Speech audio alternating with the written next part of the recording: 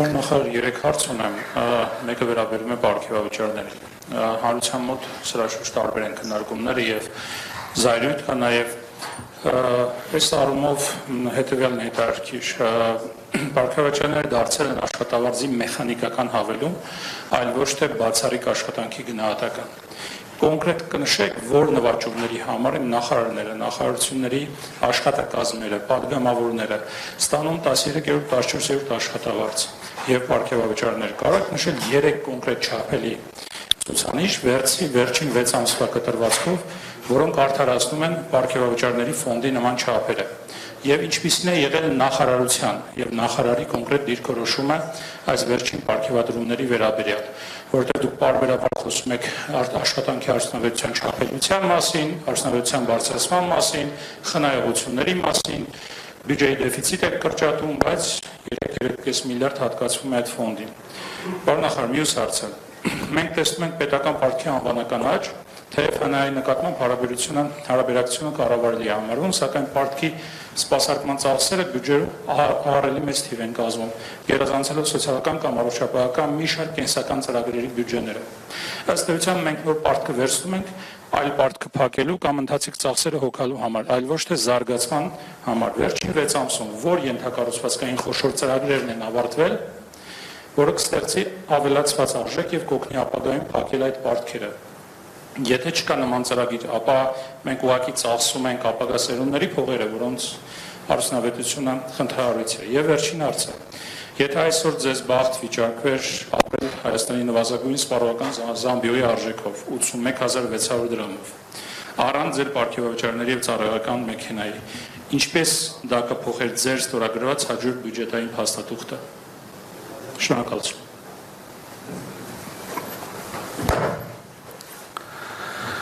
Շնորհակալություն։ Նախ անդրադառնամ պարգևավճարներին, ուրեմն տեսեք, պետական պաշտոնյաների աշխատավարձը մեծ հաշվով վերջի 5-6 տարիներին չի փոխվել։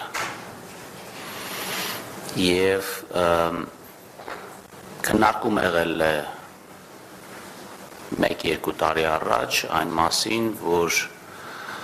այստեղ ինչ-որ բան է պետք անել, որովհետև ակնհայտ է, որ կան խնդիրներ կապված նրա հետ, որ որակյալ մասնագետներ եւ որակյալ կամ մեծ հաջողություն ունեցած մարդիկ, ովքեր մասնավոր հատվածում ստանում են բավականին բարձր աշխատավարձեր, իրենց ներգրավելը պետական համակարգ տարբեր պատճառներով այդքան էլ հեշտ չի եւ այդ պատճառներից մեկը նաեւ այն աշխատավարձերի մակարդակն է, որը գոյություն ունի։ Բնականաբար կարելի է նաեւ ասել, որ քաղաքական կամ հանրային գործունեությամբ զբաղվող մարդիկ էլ ավելի խոցելի են, քան համեմատենք եթե մասնավորի հետ, եւ այստեղ գուցե նաեւ պետք է մի փոքր ավելին վճարել այդ աշխատանքը անելու համար։ Այս քննարկումների ժամանակ իմ դիրքորոշումը եղել է նա, որ ուղղակի բարձրացնել նախարարների, փոխնախարարների կամ ղեկավար անձնակազմի աշխատավարձը երևի այդքան ճիշտ չի եւ պետք է ներդնել մի համակարգ, որտեղ առնվազն կկարողանանք որոշակի թիրախներ դնել եւ այդ թիրախների գնահատման արդյունքով տրամադրել այդ աշխատավարձի բարձրացումը լինի ոչ բոլորի համար նույն ձևով, այսինքն նրանց համար, ովքեր ունենան ավելի լավ կատարողական, նրանց համար կլինի մի փոքր ավելի, մյուսների համար մի փոքր պակաս։ Եվ սա նաև հնարավոր կլինի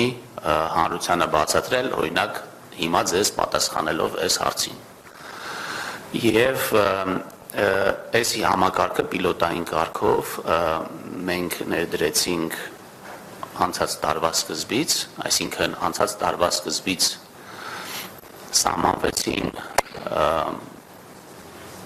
թիրախային նպատակներ տարբեր գերատեսչությունների համար եւ հետո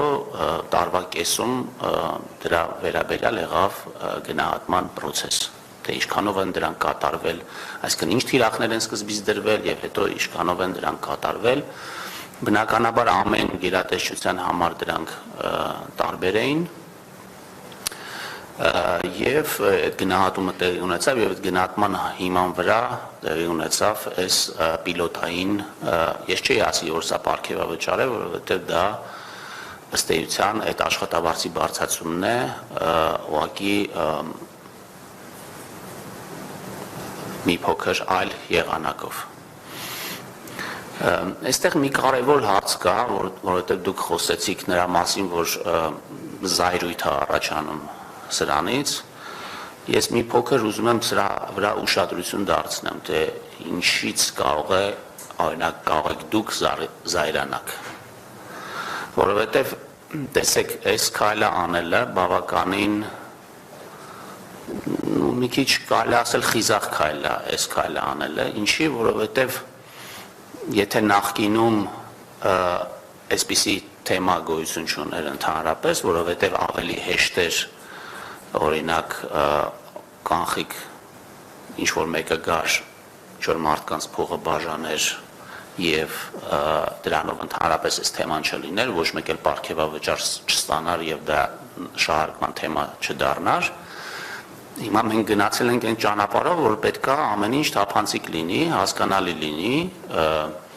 կարող է սկզբից կատարյալ չլինի որովհետեւ գնահատման համակարգ դնելը հատկապես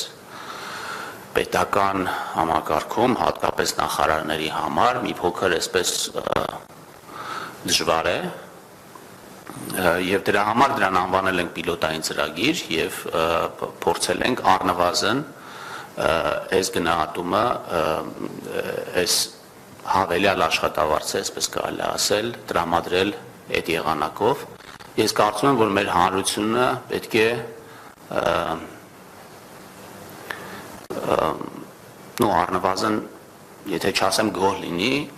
ապա չզայրանա սրանից էլ որովհետև ասենք չգիտեմ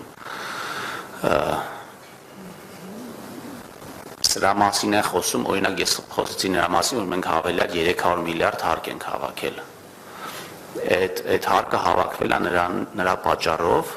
որ պետական պաշտոնյաները բիզնեսով չեն զբաղվում, բիզնես չեն հովանավորում, ազատություն ատված տնտեսական գործունեություն իրականացնելու համար, մարդիկ զբաղվում են այդ գործունեությամբ, այդ ավել հարկերը վճարվում են եւ այդ հարկերի մի մասը կարելի ասել, այո, պետք է վճարվի որպես աշխատավարձ եւ կարծում եմ, որ պետական բարձրաստիճան պաշտոնյաները, ովքեր բավականին լարված եւ ստրեսային աշխատանքով են զբաղված, առնվազն պետք է որոշակի սոցիալական խնդիրների մասին ամեն օր չմտածեն, որպեսզի կարողանան կենտրոնանալ իրենց աշխատանքը կատարելության հասցնելու այս մեր հանձնառությանը։ Եվ իմ մոտեցումը այս հարցին այդպիսին է, որ այո դա ցավոտ է, այո դա կարելի է շահարկել, բայց թափանցիկությունը եւ հաշվետվականությունը այն քաղաքականությունն է, որը մենք որդեգրել ենք եւ այդ ցավոտ շահարկման գնով նույնիսկ պետքա գնանք այս ճանապարհին, իհարկե իրար հետ միասին պետքա գտնենք իհարկե թե որն է այն վարձատրությունը, որը պետքա ստանա օրինակ նախարարը, որը Հայաստանի Հանրապետության համար կլինի արդարացի։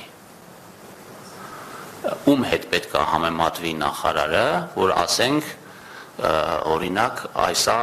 բավարար աշխատավարձ է, որում դες ասեմ, որ մենք նաև ուսումնասիրել ենք բազմաթիվ երկրների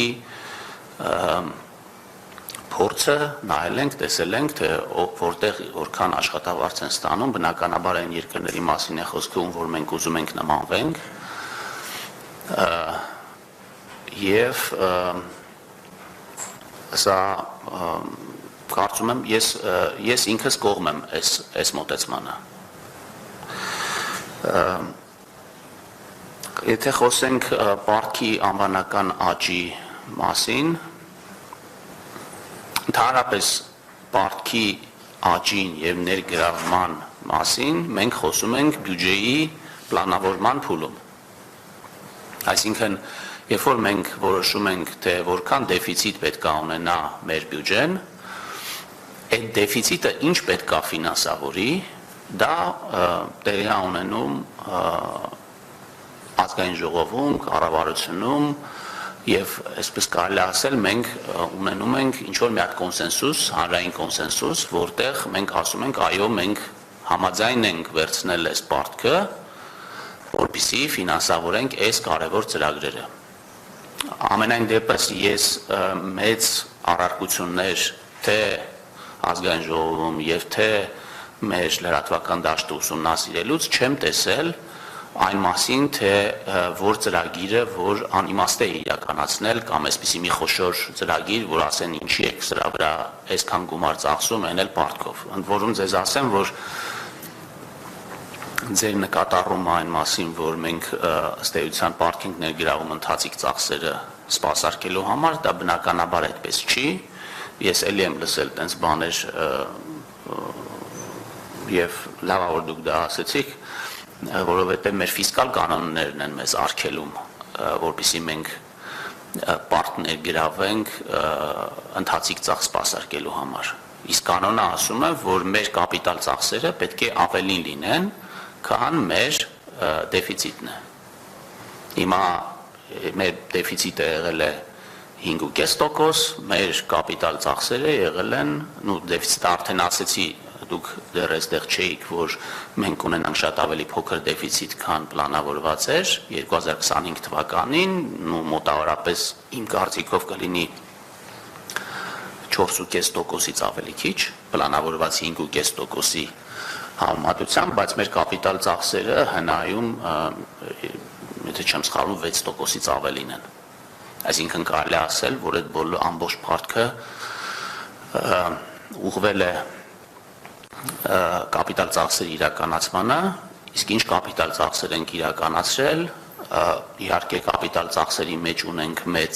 տող, որը Պաշտպանության նախարարության ուղղող կապիտալ ծախսերն են, առիթ ունեցա ասելու, որ այդ ծախսերը եղել են 412 միլիարդ դրամ 2025 թվականին։ Բնականաբար, ասենք, եթե դուք բացեք մեր կապիտալ ծախսերի տողերը եւ կտեսնեք այնտեղ, որ կա ճանապարհաշինության ամենաբազմազան մեր երկրի համար կարևոր ենթակառուցվածքների ստեղծում, դպրոցաշինությունն է մեծ ծրագիր։ Եթե դուք ասում եք, որն են այն կապիտալ ծախսերը, որոնք ավարտվել են եւ պետք է եւ դրա համար արժեր պարտք վերցնել, դրա համար հիմա տեսեք, օրինակ ավարտին է հասցվել Վեդու ջրամբարի կառուցումը։ Սա իրականացվել է զարգացման ֆրանսիական գործակալության միջոցներով, ամբողջությամբ վարկային միջոցներով է իրականացվել, որի հետևանքով բավականին լայն ոռոգման համակարգեր կգործեն, տարածքներ, որոնք անջրդի էին կդառնան ջրովի, ինքնահոս մատակարարման բանով, հիմա ես մանրամասն տնտեսական հիմնավորումները այստեղ չեմ կարող ասել, բայց եթե ընդհանուր առմամբ խոսենք, ես կարծում եմ, որ այն ներդրումները, որ մենք անում ենք դպրոցաշինության մեջ, իրենք երկարաժամկետ հատվածում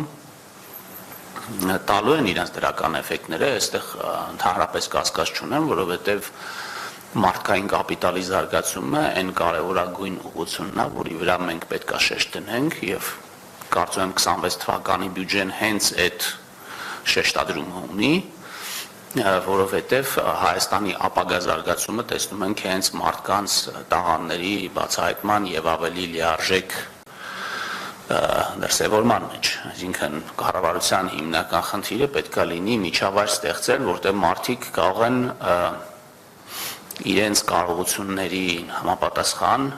տնտեսական, մշակութային, քաղաքական գործունեություն իրականացնել եւ բնականաբար երիտասարդ մանուկ հասակում մեծ ներդրումներ անել, որպեսզի այդ կարողությունները լինեն հնարավորինս մեծ։ Հիմա եթե դուք հարցնում եք օրինակ ես ոնց կփորձեի փոխել բյուջեն, եթե ես ունենայի 81600 դրամ աշխատավարձ, ճիշտն ասած, երբ որ մենք բյուջեն քննարկում ենք իմ գործընկերների հետ, ամենահաճախ տրվող հարցը, որը ես օրինակ տալիս եմ իմ գործընկերներին, ասում եմ, իսկ հանրությունը ինչպես կվերաբերվի նրան, ինչ որ մենք հիմա ուզում ենք անել։ Եվ մենք անընդհատ փորձում ենք ցանկացած քաղաքականություն, ցանկացած ծախսային միջոցառում իրականացնելուց դիտարկել, որտեղ ի վերջո մենք հաշվետվություն ենք ներկայացնում հանրությանը, դա հանրային փաստաթուղթ է եւ ինչպես ասեցի, մեր ընկալմամբ պետք է բյուջեն լինի հանրային ինչ-որ կոնսենսուսի հետևանք, որովհետև դա առնչվում է մեր հանրության գրեթե բոլոր շերտերին։ Եվ ես չգիտեմ մի բան, որը ես կանեի, եթե միայն իմ աշխատավարձը լիներ 81600։ Եթե ես չիմանայի օրինակ ինչպիսի հետևանքներ կարող է ունենալ Հայաստանում սոցիալական ծախսերի կտրուկ բարձրացումը, կարող է եւ մտածեի, որ արժի այդ փոփոխությունը իրականացնել։ Բայց քանի որ մենք նաեւ պատասխանատու ենք ֆիսկալ կայունության համար եւ պատասխանատու ենք նաեւ նրա համար, որպեսզի սոցիալական ծախսերը մենք որոնք ստանձնելու ենք այսօր կարողանանք նաև վաղը սպասարկել, բնականաբար այստեղ գուցե ինչ-որ մեկի կարծիքով դա հավելյալ զգուշություն է, բայց մենք կարծում ենք, որ այստեղ բավականին զգուշ պետք է լինենք եւ այդ զգուշությունը նաև ցուցաբերել ենք օրինակ առողջապահության համընդհանուր ապահովագրության համակարգի ներդրման ժամանակ, որովհետև այո, մենք մի քանի տարի քննարկում ենք, ֆինանսների նախարարությունը անընդհատ զգուշության կոչեր էր անում եւ մենք որոշակի կարծում եմ ինչ որ մի բալանսի եկանք այս քայլը կատարելուց առաջ եւ ես ուրախ եմ, որ հաշվի են առնվել մեր զգուշավորությունը եւ հաշվի է առնվել հանրության լայն շերտերի, հատկապես մեր սիրելի թոշակառուների շահերը, որովհետև այս փոփոխությունը առաջին հերթին կարծում եմ մեծ կարևորություն ունի իրենց համար։